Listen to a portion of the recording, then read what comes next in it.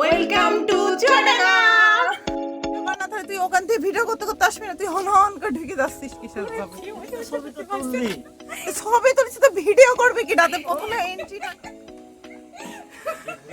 ছোট বাচ্চা নিয়ে আসছি আমরা শিশু পার্কে। সে হাই। চুয়াডাঙ্গায় গিয়ে আজকে আমরা কোথায় ঘুরলাম, কি করলাম, কত টাকা খরচ হলো সবকিছু জানতে পারবেন আজকের ব্লগে। আসসালামু আলাইকুম সবাইকে।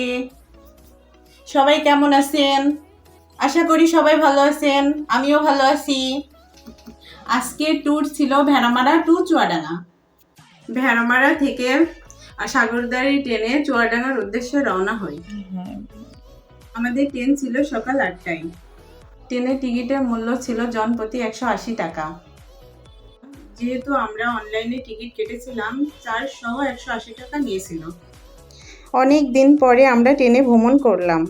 যেহেতু অনেক সকালের চারিদিকের ভিউটা অনেক সুন্দর ছিল, সাথে ট্রেনের যাত্রা, আমরা সবাই অনেক মজা করতে করতে ট্রেনে যাচ্ছিলাম। বিষয়টা আমার কাছে অনেক ভালো লাগতেছিল।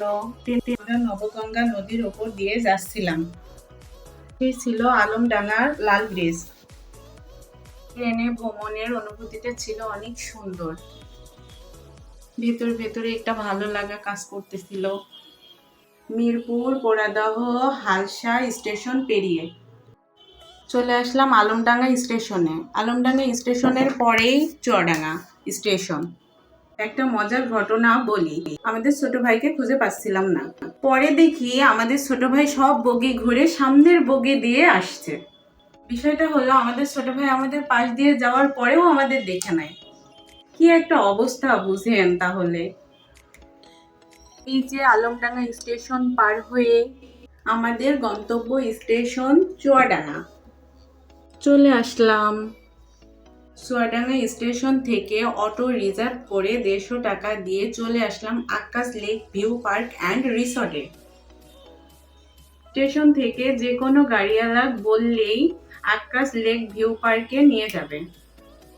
সম্পূর্ণ পার্কটি মূলত একটি খালের ওপর তৈরি। টিকিটের মূল্য ছিল মাত্র 60 টাকা। আমরা তিনজনে মজা করতে করতে ভিতরে ঢুকলাম।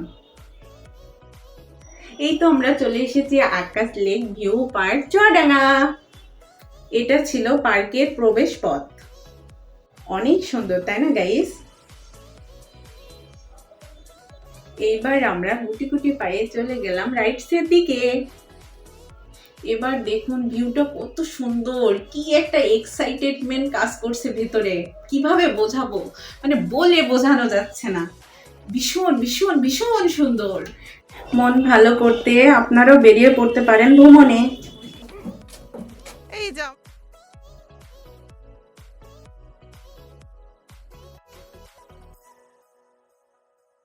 জায়গাটা অনেক বড় ছিল। আমরা ওখানে প্রায় 2 ঘন্টার বেশি সময় কাটিয়েছিলাম সবাই মিলে। আমরা ওখানে ঘুরতেছিলাম, দুষ্টামি করতেছিলাম। তারপরে প্রায় 10টা মতো রাইড ছিল, সেগুলো দেখতেছিলাম। আমি ওখানে একটু পোজ দিচ্ছিলাম। যেহেতু আমরা 10টার দিকে পৌঁছে গিয়েছিলাম, তেমন একটা মানুষজন আশেপাশে ছিল না। সকালের দিকে আসলে তেমন তো মানুষজন থাকে না, ফ্রিলি ঘুরতে পারবেন। কিন্তু রোদে পুড়ে আমাদের অবস্থা কাহিল হয়ে গিয়েছিল। বাচ্চাদের জন্য এখানে প্রায় 10টা মতো রাইডস ছিল। আমরা কোনো রাইডসে চড়ি নাই। আপনারা সাধ্যের মধ্যে রাইডসে চড়তে পারবেন। ফ্যামিলি নিয়ে ঘুরতে আসুন, আশা করি জায়গাটা আপনাদের অনেক ভালো লাগবে। আর আমরা এই যে দেখছেন রাইডসে দুষ্টামি করতেছিলাম, বাট রাইডসে চড়ি নাই। যদি আসা যায় তাহলে থাকার জন্য বেশ ভালো একটা পরিবেশ আছে, থাকতে পারেন, কোনো অসুবিধা নেই। ঠিক আছে?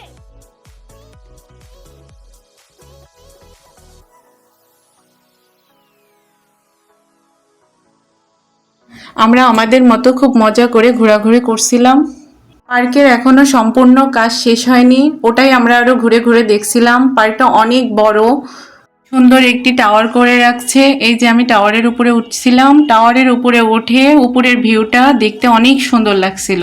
পুরো বিষয়টা অনেক ভালো লাগছিল। আজকের মতো এটুকুই।